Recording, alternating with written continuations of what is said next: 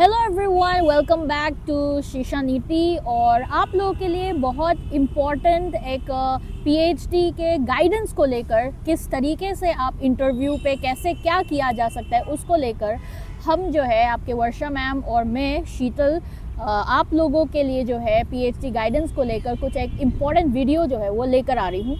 तो सबसे पहले मैं आप लोगों को ये बताना चाहूँगी कि वर्षा मैम वैसे भी जामिया से अभी हाल ही में जो है आपके पीएचडी चल रही है, ठीक है, और असिस्टेंट प्रोफेसर भी रह चुके हैं। और अभी आपके कुछ साल पहले जब वो पीएचडी के जो जर्नी शुरू किया था तो उन्होंने लखनऊ यूनिवर्सिटी के जो एग्ज़ामिनेशन है वो निकला था, मतलब एक तरीके से हम बोल सकते हैं कि फर्स्ट रैंक के साथ जो है उनका रिजल्ट में आया था। ऑल्दो उन्होंने वो चूज़ नहीं किया बट फिर भी उस एग्ज़ामिनेशन को उन्होंने क्लियर किया था। तो हम बस एक छोटा सा डिस्कशन करना चाहेंगे इस चीज़ को लेकर। वैसे भी आप सभी लोगों को पता होगा कि लखनऊ यूनिवर्सिटी के पीएचडी जो आपके एंट्रेंसेस हो गया, आपका जो है इंटरव्यू, उसका टाइम पीरियड जो है वो आ चुका है और बहुत सारे बच्चे को इस गाइडेंस के लिए ज़रूरत पड़ सकती है। तो इसीलिए वर्षा मैम जिन्होंने खुद क्लियर भी किया है उससे हम क्वेश्चंस पूछेंगे और जानने की कोशिश करेंगे कि ऐसे क्या किया जा सकता है अगर हम एक्सपेक्ट कर रहे हैं कि हमारा रिजल्ट भी वहीं पर हमारा नाम भी आए, हम भी पीएचडी करना चाहते हैं लखनऊ यूनिवर्सिटी से।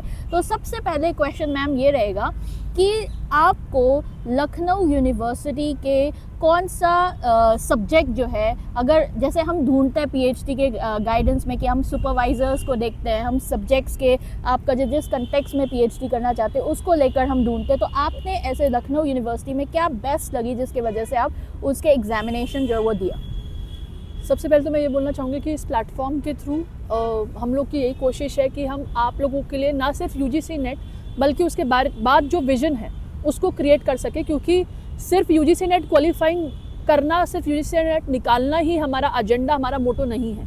We have a far vision, एक अच्छा विजन के साथ हम इस चैनल को लेकर आए जहाँ पर हम आपके डाउट्स क्लियर कर सकते हैं। तो अगर अभी तक आपने सब्सक्राइब नहीं करा है तो डेफिनेटली सब्सक्राइब कर दो, क्योंकि ये सिर्फ पढ़ाई नहीं होगी, यहाँ पर बहुत सारी चीज़ें होंगी जो आपको सिर्फ ये ना सोचने पे मजबूर कर दे कि यूजीसी नेट तो क्वालिफाई कर लिया, अब इसके आगे क्या। अब इसके आगे क्या वाला जो इंसाइट है वो ज़रूर मैं देना चाहूँगी। जैसा कि शीतल मैम ने बताया कि यूनिवर्सिटी जो है सेंट्रल यूनिवर्सिटी ऑफ लखनऊ, उसका एंट्रेंस एग्ज़ाम जो है मैंने फर्स्ट रैंक के साथ क्वालिफाई किया था। I have also qualified the interview. एक बहुत प्राउड मोमेंट हो जाता है जब आप एक नई एक एग्ज़ाम के लिए क्वालिफाई होते हो, और that to all over India वो फर्स्ट रैंक से क्वालिफाई होना भी बहुत बड़ी बात हो जाती है। मैंने पर्सनली लखनऊ यूनिवर्सिटी इसलिए भी टारगेट किया था, कुछ यूनिवर्सिटी इसलिए भी टारगेट करी थी क्योंकि I wanted to go for कि और कौन कौन से सब्जेक्ट के ऑप्शंस हैं मेरे पास। सबसे पहले जो चीज़ एक स्टूडेंट को करनी चाहिए, ना सिर्फ पॉलिटिकल साइंस, पब्लिक एडमिनिस्ट्रेशन, आप किसी भी सब्जेक्ट के हैं, हम एक गलती, बहुत बड़ी गलती कर देते हैं, वो ये है कि हम उन यूनिवर्सिटीज़ को टारगेट ही नहीं करते हैं जो यूनिवर्सिटी हमारे सब्जेक्ट के लिए जानी मानी है। तो ऐसे ही मुंह उठा के किसी भी यूनिवर्सिटी में पीएचडी के लिए अप्लाई नहीं करना होता है। पहले ये देखना होता है कि हमारे सब्जेक्ट्स कहाँ पर अवेलेबल हैं, या फिर कहीं पर हम as a allied subject fill कर सकते हैं, फॉर्म की नहीं कर सकते। अब वो अलाइड सब्जेक्ट क्या है, जैसे फॉर एग्जांपल पॉलिटिकल साइंस में आईआर फिल कर सकते हैं, आईआर वाले बच्चे फिल कर सकते हैं, पब्लिक एडमिनिस्ट्रेशन वाले फिल कर सकते हैं बच्चे, पब्लिक एडमिनिस्ट्रेशन पीएचडी के लिए, और ह्यूमन राइट्स वाले, जेंडर स्टडीज़ वाले बच्चे फिल कर सकते हैं। अलाइड सब्जेक्ट मतलब ये कि आपका सब्जेक्ट और किसी सब्जेक्ट के साथ एसोसिएटेड हो रहा है कि नहीं हो रहा, और ये सारी चीज़ें ना नोटिफिकेशन में होती है। तो एक और बारीकी पॉइंट यहाँ पर ये हाईलाइट करना चाहूँगी कि प्लीज़ अपने पीएचडी का नोटिफिकेशन जो है ना उसको बहुत ध्यान से पढ़िए, उसको समझ के पढ़िए, क्योंकि वो आपके लिए बेहद इंपॉर्टेंट है। तो पीएचडी का नोटिफिकेशन पढ़ना ज़रूरी है, एक पॉइंट तो ये याद रखिए। दूसरी बात कि जब आप किसी भी यूनिवर्सिटी को टारगेट कर रहे हैं तो आपके दिमाग में ये होना चाहिए कि क्या उस यूनिवर्सिटी का स्टाफ वहाँ पर अवेलेबल है, क्या उस यूनिवर्सिटी के अंदर उस सब्जेक्ट की फैकल्टी अवेलेबल है कि नहीं है, क्या वो यूनिवर्सिटी आपको एडमिशन लेने के बाद आपको एज ए इंडिविजुअल कुछ आपके लिए वैल्यू ऐड कर सकती है कि नहीं कर सकती। वरना आजकल बहुत प्राइवेट इंस्टीट्यूशंस में पीएचडी चल रही है जो कि सिर्फ नाम मात्र चल रही है। तो मैं यही बात बोलना चाहूँगी सभी एस्पायरेंट्स को कि guys you have to choose the universities, you have to choose your domain wisely. सबसे पहला सजेशन तो यही है। सेकेंड थिंग मैं आपसे ये पूछना चाहती हूँ कि एक तो उस टाइम पर एंट्रेंस भी हुआ था, अभी तो आपके यूजीसी नेट एग्जामिनेशन आप देते हो, उसके अकॉर्डिंगली सीधा आपके एग्जाम्शंस के थ्रू इंटरव्यू में बेसिस पे जा सकते हो। तो एंट्रेंस के थ्रू जब आप जाते हो तो उसमें डिफरेंस, या फिर आप जब एग्जाम्शन के थ्रू जब मतलब जाते हो इंटरव्यू के बेसिस पर, तो उसमें डिफरेंस होता है कि कौन सा दोनों में से कोई चीज़ फ़ायदा देते हैं कि नहीं, इस पर थोड़ा सा आप बताओ। उस टाइम पर ना, टू बी वेरी ऑनेस्ट, मुझे नॉलेज नहीं थी, एंड यही कारण था कि मैं इस फील्ड पे आऊँ और वीडियोस बनाऊँ। मुझे नॉलेज नहीं थी कि JRF क्वालिफाई करने के बाद, ये एग्जाम क्वालिफाई करने के बाद एंट्रेंस एग्जाम देने की जरूरत नहीं पड़ती। एग्जेम्प्टेड आई एम श्योर कि आज की डेट में भी बच्चों को नहीं समझ में आता होगा एग्जेम्प्टेड क्या है, अनटिल अनलेस कोई बच्चा आकर बताए ना, कोई स्टूडेंट आकर बताए ना, या कोई टीचर्स आकर बताए ना। तो मुझको भी समझ में नहीं आया था, उस तरीके का प्लेटफॉर्म था ही नहीं जहाँ पर मुझे चीज़ समझ में आ जाए। तो मैंने क्या सोचा था कि चलो मेरा कॉन्फिडेंस तो है ही, सब्जेक्ट के ऊपर मेरी कमांड है ही, तो मैं एंट्रेंस एग्जाम भी दे लेती हूँ। ऑल्दो मेरा UGC नेट क्वालिफाई था, although everything was qualified, but वो एक कॉन्फिडेंस के लिए मैंने एग्जाम दे दिया। लेकिन आज की डेट में वो एंट्रेंस एग्जाम वाला पॉइंट खत्म हो रखा है, क्योंकि अगर आपके पास नेट है, अगर आपके पास वो चीज़ है, अगर आपने UGC नेट क्वालिफाई कर रखा है, then you are eligible for PhD। तो बहुत सारी यूनिवर्सिटीज़ है जो एंट्रेंस एग्जाम नहीं लेती है। उस टाइम पर यह था कि एंट्रेंस एग्जाम यूनिवर्सिटी सेट करती थी, और वो एक अच्छे खासे लेवल का सेट करती थी, क्योंकि यूनिवर्सिटीज़ में आपके प्रोफेसर्स होते थे जो पेपर सेट करते थे। लेकिन अब ऐसा होता है कि जो UGC नेट का एंट्रेंस एग्जाम है वही, और वो सबके लिए समान है।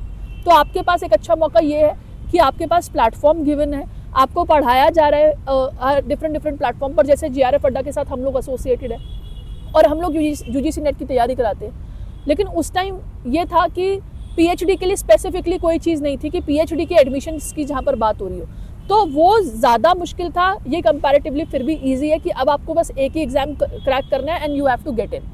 तो ये आई थिंक ज़्यादा बेस्ट हो गया स्टूडेंट्स के लिए।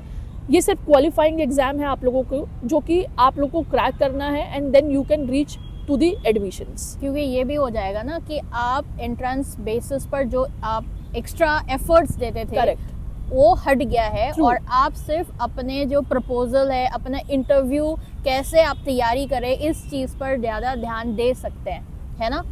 तो मैं ये भी जानना चाहूँगी कि इंटरव्यू पे हम लोगों को ऐसे क्या प्रिपरेशन करके चले जिसके वजह से हम इंटरव्यू जो है वो क्रैक कर सकें।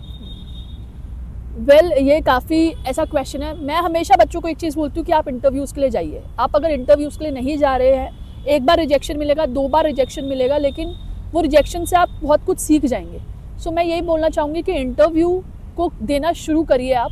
रिसर्च प्रपोजल्स, जो बच्चे अभी क्वालिफाई हो जाएंगे UGC नेट के लिए, वो लोग रिसर्च प्रपोजल पे काम करिए। और उसके लिए भी मैं आपको एक सजेशन ज़रूर देना चाहूँगी। अगर आप चाहते हैं कि हम लोग आपके लिए रिसर्च प्रपोजल के सेशन लेकर आए, तो आप बिल्कुल कमेंट सेक्शन में बता सकते हैं। लेकिन इंटरव्यू के अंदर क्या चीज़ आपको ध्यान रखनी है, वो है सबसे पहले कॉन्फिडेंस। कॉन्फिडेंस अगर नहीं है, आपको अपनी ही बात रखने का कॉन्फिडेंस नहीं है, तो फिर वो इंटरव्यू आपके लिए कुछ भी नहीं है, तो फिर वो UGC नेट क्वालिफाई करना भी कुछ नहीं है। So you have to be confident about your interview. आप क्या बोल रहे हो, आप जो चीज़ पढ़कर आए हो, आप वो चीज़ कैसे बोल रहे हो। अब फॉर एग्जाम्पल, अगर आपने कोई रिसर्च प्रपोजल बनाया है, रिसर्च प्रपोजल एक प्रोडक्ट होता है जिसको आप एक यूनिवर्सिटी में जाकर बेचते हो। एक प्रोडक्ट आपके द्वारा बनाया गया है, अगर आप उसको डिफेंड नहीं कर पा रहे हो, अगर आप उस प्रोडक्ट की अच्छाई नहीं दिखा पा रहे हो, अगर आप उस प्रोडक्ट को सेल नहीं कर पा रहे हो जो कि आपके ही थ्रू बनाया हुआ है, तो फिर कुछ फ़ायदा नहीं है इस चीज़ का। इसलिए एक रिसर्च प्रपोजल जो होता है ना, उसको बेचने की टेक्निक आनी चाहिए। टू बी वेरी ऑनेस्ट, यही मैं आम भाषा में बोलूँगी, एक लेमैन लैंग्वेज में बोलूँगी कि आपको रिसर्च प्रपोजल को सेल करने की टेक्निक आनी चाहिए। अगर आपने अपना रिसर्च प्रपोजल अच्छे से डिफेंड कर दिया, तो इंटरव्यू आपका है। आप ही अपने इंटरव्यू के ड्राइवर होते हैं। अगर आपको पता है कि आपको कहाँ से क्वेश्चन पूछे जाने वाले हैं, तो आप उन्हीं चीज़ों का जिक्र करिए। फॉर एग्जाम्पल, अगर पॉलिटिकल साइंस है, हमारा पॉल थ्योरी है, भाई मुझे पता है मेरे को हीगल अच्छे से आता है, या मुझे पता है मुझे कार्ल मार्क्स अच्छे से आता है, तो मैं उन्हीं थिंकर्स का नाम लूँगी पूछे जाने पर जिन पे मुझे लगता है कि नेक्स्ट क्वेश्चन इन्हीं से बन सकता है। फिर मैं एज सच वो थिंकर्स नहीं बोलूँगी जो मुझे नहीं आते हैं। तो अपने इंटरव्यू के अंदर इतना कॉन्शियस रहना पड़ेगा कि उन पॉइंटर्स को हम लोग बोलें जो कि हमें आते हैं, जिसको हम अच्छे से डिफेंड कर सकते हैं। सो इंटरव्यू इसी तरीके से चलना चाहिए। और अगेन दोबारा ये बात बोल रही हूँ कि इंटरव्यू में जा रहे हैं, कहते हैं ना कुछ नहीं आता तो भी कॉन्फिडेंस से जाओ, तो ये बहुत मैटर करता है इंटरव्यू के अंदर। चलिए फिर आप लोगों को आई होप कि इन सारे क्वेश्चंस के थ्रू जो आप लोगों को जानना चाहिए कि प्रिपरेशंस कैसे करनी है, कैसे अपने आप को जो है आप इंटरव्यू के लिए ऐसे तैयार कर सकते हैं, किस तरीके से आप यूनिवर्सिटी को अप्रोच करनी चाहिए, ये सारे क्वेश्चन से आपको आई होप कि सारे क्वेश्चंस का जवाब जो है वो मिल गया होगा। एंड सिर्फ इतना ही नहीं, ये तो सिर्फ एक लखनऊ यूनिवर्सिटी की बात हो रही है, बट और भी यूनिवर्सिटीज़ के फॉर्म आ चुके हैं जिसको आप डेफिनेटली फिल आउट कर सकते हैं। बहुत सारी अच्छी अच्छी यूनिवर्सिटीज़ के फॉर्म आ चुके हैं। अब तो यूजीसी नेट का रिजल्ट भी आने वाला है आज या कल में, तो आप डेफिनेटली उन यूनिवर्सिटीज़ को अप्रोच कर सकते हैं। एंड सिर्फ यूजीसी नेट से रिलेटेड नहीं, बल्कि आपको कैसे रिसर्च प्रपोजल बनाना है, या फिर आपको रिसर्च लाइन में जाना चाहिए या टीचिंग लाइन में जाना चाहिए, अगर आप चाहते हैं कि हम लोग इस पर और ज़्यादा डिस्कस करें, तो you have to show the support. Subscribe कर लेना चैनल को, हमारे साथ जुड़ जाना। क्योंकि आपको सिर्फ यूजीसी नेट से रिलेटेड नहीं, सिर्फ पीएचडी से रिलेटेड नहीं, आपको असिस्टेंट प्रोफेसर से भी related, research associate, project managers, ये सारे चीज़ों से भी रिलेटेड आप लोगों के हर एक डिटेल्स जो है हम इस चैनल पर साथ में लेकर आने वाला है। और उसी के साथ साथ आप लोगों को पॉलिटिकल साइंस के और पब्लिक एडमिनिस्ट्रेशंस के भी बहुत ही ज़्यादा आप लोगों के जो है एक नया तरीके से जो है हम पढ़ने वाला है, ठीक है, प्रिपरेशन करने वाला है। तो एंड नॉट ओनली प्रिपरेशन, हमारी ये जर्नी सिर्फ प्रिपरेशन कराने की नहीं है, हमारी जर्नी आपको वहाँ पहुँचाने की है जहाँ के लिए आप लोग ड्रीम कर रहे हो। सो आई थिंक अगर आपने अपनी लाइफ में लेट शुरू करा है या एक गैप के बाद शुरू करा है, ये एक अच्छा मौका है दोबारा से ट्रैक पर आने का, अपने आप को सेल्फ एक तरीके से सक्षम बनाने का, इंडिपेंडेंट बनाने का। And this is the opportunity which we as associated with JRF Adda हम आपके लिए लेकर आने वाले हैं। सो इस चीज़ को डेफिनेटली आप लुक आफ्टर करिए। अगर आप चैनल को सब्सक्राब अभी तक आपने नहीं करा है तो चैनल को सब्सक्राइब कर लीजिए। मिलते हैं इसी तरीके से Correct. और नया सेशंस के साथ। तो All the all the best. Very best.